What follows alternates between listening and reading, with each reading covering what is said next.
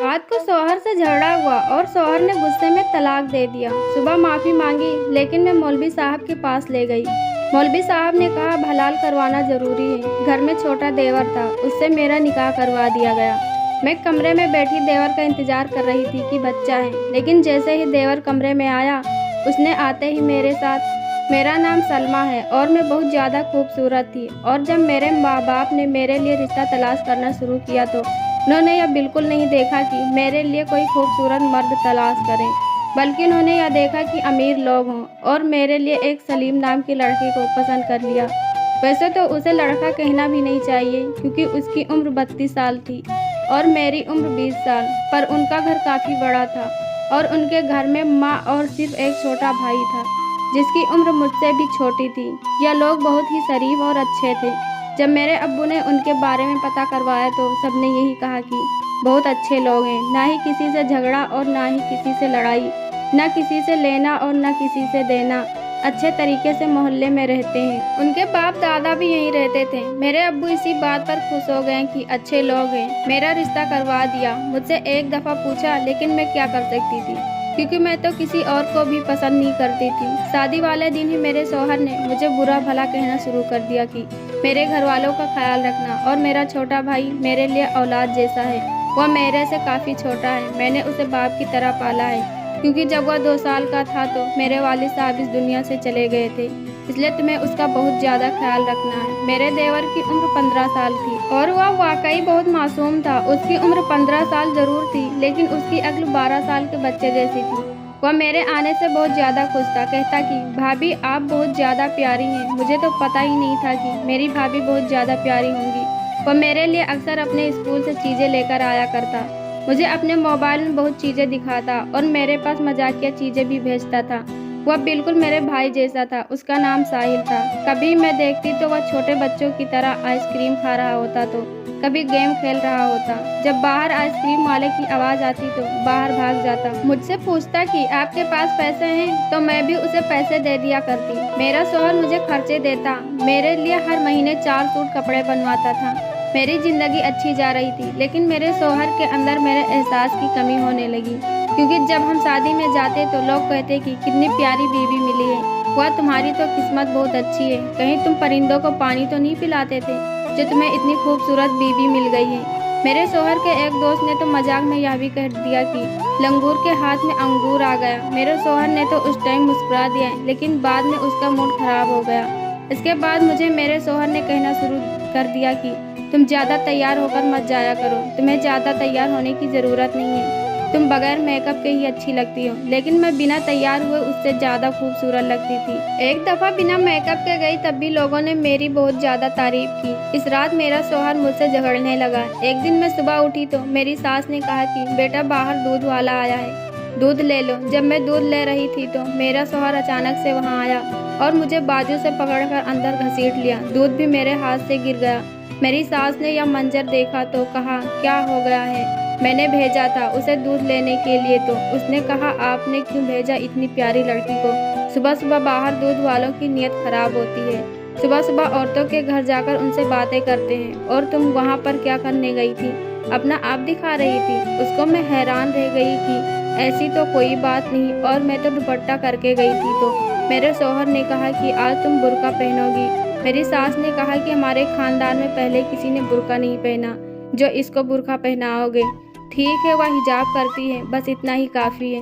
लेकिन मेरे शौहर ने कहा कि नहीं, यह पूरा बंद बुर्का पहनेगी तभी बाहर निकलेगी। पर्दा करना अच्छी बात होती है, लेकिन जब पर्दे को आपके गले का तोक बना दिया जाए तो फिर वह अच्छा नहीं लगता। मेरे शौहर ने मुझे आहिस्ता आहिस्ता डांटना और गुस्सा करना शुरू कर दिया था। और एक दिन ऐसा हुआ कि मेरी सास ने कहा कि मैं उम्रा करने के लिए जा रही हूँ। बस सोचा था कि बड़े बेटे की शादी करूँगी तो उसके बाद उम्रा के लिए जाऊँगी। छोटा बेटा तो अभी बहुत ज़्यादा छोटा है, इसकी शादी में तो टाइम है। मैंने अपनी सास को विदा कर दिया। मेरे शौहर ने कहा कि तैयार हो जाओ, शाम को ऑफिस की पार्टी में जाना है, सब लोग अपनी बीवियों को लेकर आ रहे हैं। मैं थोड़ा बहुत तैयार हो गई, लेकिन जब पार्टी में गई तो सबकी नज़र मुझ पर ही थी। यहाँ तक कि मेरे शौहर के बॉस ने भी मेरी तारीफ की। मेरे शौहर को बड़ा ही गुस्सा आ रहा था। जब घर आई तो मेरे शौहर ने कहा कि मेरा बॉस किसी की भी तारीफ नहीं करता, उसके आगे अपना सर काट कर भी रख दो तब भी नहीं, और तुम्हारे पीछे कैसे घूम रहा था, आगे पीछे हो रहा था, बड़ी तारीफें कर रहा था तुम्हारी। मैंने कहा कि इसमें क्या बुरी बात है। मेरे शौहर ने डांटना शुरू कर दिया। मैं भी तंग आ गई। मेरे शौहर ने कहा आज से तुम जरा सा भी मेकअप नहीं करोगी। मेरे शौहर ने सारा मेकअप उठाकर बाहर फेंक दिया और इसके बाद कहा कि कोई एहसान भी मुझे तुम कर नहीं चाहिए। मैंने सिर्फ इतना कह दिया कि आप एहसास से एक कमतरी का शिकार हैं। आप क्या समझते हैं अगर मैं तैयार नहीं होंगी तो लोग मेरे बजाय आपको देखना शुरू कर देंगे। बस यही मेरी गलती थी कि मेरे जुबान से यह लफ्ज़ निकल आया और मेरे शौहर ने चीखना चिल्लाना शुरू कर दिया। उसने मुझे तलाक दे दिया। अपने शौहर के मुंह से 3 दफ़ा तलाक सुनकर मैं हैरान रह गई और ज़मीन पर बैठ गई और फिर मैं बेहोश हो गई। होश आया तो मेरा शौहर मेरे करीब बैठा था। मैंने कहा कि दूर रहिए, आप मुझे तलाक दे चुके हैं। मैं बुरी तरह रोने लगी तो मेरे शौहर ने कहा कि नहीं, ऐसे तलाक नहीं होती, हमारी तलाक नहीं हुई है। लेकिन मैं मुतमईन नहीं थी। सुबह हम लोग मौलवी साहब के पास गए तो उन्होंने कहा कि तलाक हो गई है क्योंकि तुमने 3 दफ़ा कहा और औरत ने सुन लिया। अब हलाल करना पड़ेगा, नहीं तो यह तुम पर हराम हो चुकी है। मैंने कहा कि कोई हलाल नहीं करना, मैं अपने घर जाऊंगी। मेरा शौहर मेरे कदमों में बैठ गया और माफ़ी मांगने लगा कि मुझसे गलती हो गई, मुझको माफ़ कर दो, मैं तुम्हारे बगैर नहीं रह सकता। अभी तो हमारी शादी को 1 साल भी नहीं हुआ। मैंने कहा कि यह सब तो आपको पहले सोचना चाहिए था ना। मेरा शौहर बार बार मुझसे गुजारिश करने लगा कि मुझे माफ़ कर दो, तुम्हारा कोई कसूर नहीं था, तुमने कोई बेवफाई नहीं की थी और बदकिरदार भी नहीं थी। मैं गुस्से में था और मेरा गुस्सा तुम पर निकल गया। मैं क्या करूं, मर्द से भी तो गलती हो सकती है ना। जब हम लोग वापस आए तो मेरी आंखों में आंसू थे। मेरे देवर ने देख लिया, मैं कमरे में आ गई। मैंने अपने शौहर से कहा कि अब आप इस कमरे में नहीं आ सकते, मैं जा रही हूँ, और मैं अपना सामान पैक करने लगी। मेरा शौहर बच्चों की तरह रोने लगा और उसने कहा कि तुम्हारे साथ भी तो बुरा होगा कि जब तुम महज 6 महीने बाद जाकर यह सबको बताओगी कि तुम्हें तलाक हो गई है, तो क्या तुम्हारे घर वाले तुम्हें घर में बिठा लेंगे? क्या तुम्हारी फिर से शादी नहीं करेंगे? तुम्हें दोबारा फिर से किसी से तो शादी करनी होगी ना, तो तुम मुझसे दोबारा शादी क्यों नहीं कर सकती? मैं अपने शौहर से बहुत ज़्यादा मोहब्बत करती थी। मैंने कहा कि मैं यह सब नहीं कर सकती, यह सज़ा आप मर्दों को दी गई है, लेकिन दरअसल यह सज़ा औरतों के लिए भी सज़ा ही है। इसमें मेरा क्या कसूर है? तलाक तो आपने दिया है तो सज़ा मैं क्यों लूँ? आपको तो कुछ भी नहीं होगा। और मेरे शौहर ने तो मेरा पीछा ही नहीं छोड़ा, बार बार मुझसे गुजारिश करता रहा। फिर मैंने कहा कि हलाला किसके साथ करवाएंगे, कौन है हलाला करने के लिए? तो अचानक से कमरे के दरवाजे पर दस्तक हुई और मेरा देवर अंदर आया। उसने कहा कि भाभी को क्या हुआ, भाभी रो क्यों रही हैं? मैंने उन्हें और रोते हुए देखा। और आप लोग लड़ाई झगड़ा क्यों कर रहे हैं? मेरे शौहर ने देवर को समझा बुझाकर बाहर भेज दिया और खामोश हो गया। और इसके बाद कहा अपने भाई के साथ तुम्हारा हलाला करवा लूँगा, वैसे भी बच्चा है, उसे इन सब चीज़ों की समझ नहीं। मुझे नहीं पता था कि यह सब क्या हो रहा है। मुझे यह भी नहीं पता था कि हलाला इस तरह होता भी है या नहीं। मेरी ज़िंदगी मेरे शौहर के हाथों खिलौना बन चुकी थी। वह जो चाह रहा था वह मेरे साथ करता जा रहा था। मेरी सास घर पर नहीं थी। मेरे शौहर ने कहा कि यह बात किसी को भी पता नहीं चलनी चाहिए, ना ही तुम्हारे घर वालों को और ना ही मेरी मम्मी को। मम्मी को अभी उधर कुछ और दिन रहना है क्योंकि वहाँ हमारे कुछ रिश्तेदार भी रहते हैं। अम्मी के आने तक यहाँ सब कुछ ठीक हो जाएगा। कुछ दिन यूं ही गुजर गए और फिर मेरे शौहर ने आखिर मुझे मना ही लिया क्योंकि यह मसला सिर्फ मेरा नहीं था, मेरे माँ बाप की इज्जत का भी था। मेरे पीछे 4 बहनें बैठी थी। अगर मैं भी चली जाती तो लोग मेरी बहनों के रिश्ते भी नहीं लाते कि बड़ी बहन 6 माह बाद तलाक लेकर वापस आ गई है। कहते हुए अफसोस होता है, लेकिन अगर औरत विधवा हो जाए तो यह समाज उसे इतना बुरा भला नहीं कहता। लेकिन अगर औरत को तलाक हो जाए तो फिर समाज यही कहता है कि औरत ने कोई बात की होगी, जुबान चलाई होगी, बात नहीं मानी होगी, वरना मर्द क्यों तलाक देगा। जबकि मेरा शौहर किसी भी बात पर तलाक दी थी, सिर्फ अपने एहसास एक कमतरी के लिए। मैंने अपने शौहर को सुबह कह दिया कि मैं हलाला करने के लिए तैयार हूँ। साथ रात में सोच रही थी कि घर की बात घर में रह जाएगी, वैसे भी कोई किसी को खुशी खुशी तलाक नहीं देता। गुस्सा आया, कोई परेशानी होती है तभी इस तरह का काम करता है। मेरा शौहर बहुत ज़्यादा शर्मिंदा था, मुझसे बार बार माफ़ी मांग रहा था। मेरे पैरों में भी बैठ गया कि मुझे माफ़ कर दो। उसने दोनों हाथों से मेरा पैर पकड़ा हुआ था। मैंने उसे माफ़ कर दिया और कहा कि ठीक है, मैं तुम्हारी बात को मान लेती हूँ, सिर्फ इसलिए कि मेरे माँ बाप और मेरे बहनों की भी इज्जत का सवाल है। लेकिन इस बात की क्या गारंटी है कि तुम दोबारा ऐसा नहीं करोगे? मेरे शौहर ने कहा कि कभी नहीं करूँगा, खुदा की कसम खाकर कहता हूँ। इस टाइम में यह नहीं जान पाई कि उसने मुझसे निकाह भी तो खुदा की कसम खाकर ही की थी। मैंने शौहर को कहा कि आप देवर को किस तरह से समझाएंगे। उसका नाम साहिल था, वह बच्चा था। मेरे शौहर ने कहा कि उसको समझा दूंगा, और वैसे भी बच्चा है, तुम्हें डरने की ज़रूरत नहीं, कुछ भी नहीं होगा, बस हलाला पूरा हो जाएगा और इसके बाद तुम दोबारा से मेरे निकाह में आ जाओगी। मेरे शौहर ने मेरे देवर को समझाकर उसके साथ मेरा निकाह करवा दिया। मैं इस वक्त किस हालात से गुजर रही थी यह मैं ही जान सकती थी। जिस लड़के को अपना छोटा भाई समझती थी, उसको एक बच्चा समझती थी, आज उसके साथ मेरा निकाह हो रहा था। यह बात कानों कान किसी को भी खबर न हुई थी, इसलिए मेरा शौहर हर बात का ख्याल रख रहा था। उसके साथ उसका एक दोस्त भी था जो उसका साथ दे रहा था, और वही गवाह भी था, और बाकी के गवाह भी वही लेकर आया था। उसने कहा कि बहुत अच्छा ख्याल है, सबसे गलती हो जाती है, कोई बात नहीं। उसके लिए तो यह गलती बहुत आसान थी। मर्द के लिए तो गलती करना भी आसान और गुनाह करना भी आसान है, और औरत के लिए तो उसकी मजबूरी को भी उसके लिए गुनाह बना दिया जाता है। मेरे देवर के साथ मेरा निकाह हो गया, और रात को मैं अपने कमरे में बैठी थी जब मेरा देवर कमरे में आया। मेरे शौहर ने पहले ही मुझे कह दिया था कि डरने की ज़रूरत नहीं है, उसे कुछ भी नहीं पता। मैंने उसे थोड़ा बहुत समझा दिया है, लेकिन तुम बिल्कुल भी परेशान मत होना। मेरे दिल में भी ऐसी कोई बात नहीं थी। जब वह कमरे में आया तो मैंने उसे कहा कि तुम चुपचाप सो जाओ, मुझे भी नींद आ रही है। वह आकर उस जगह पर बैठ गया जहाँ पर मेरा शौहर सोया करता था। मैं बेड पर एक दूसरे किनारे पर बैठी थी, मुझे नींद कहाँ आ रही थी। लेकिन थोड़ी देर के बाद इस कमरे में कुछ ऐसा हुआ कि मैं हैरान और परेशान रह गई। मेरे देवर ने मेरा हाथ पकड़ा तो मैंने कहा कि यह क्या बदतमीजी है। उसने कहा कि जब भाई तुम्हारा हाथ पकड़ते थे तो क्या वह बदतमीजी करते थे?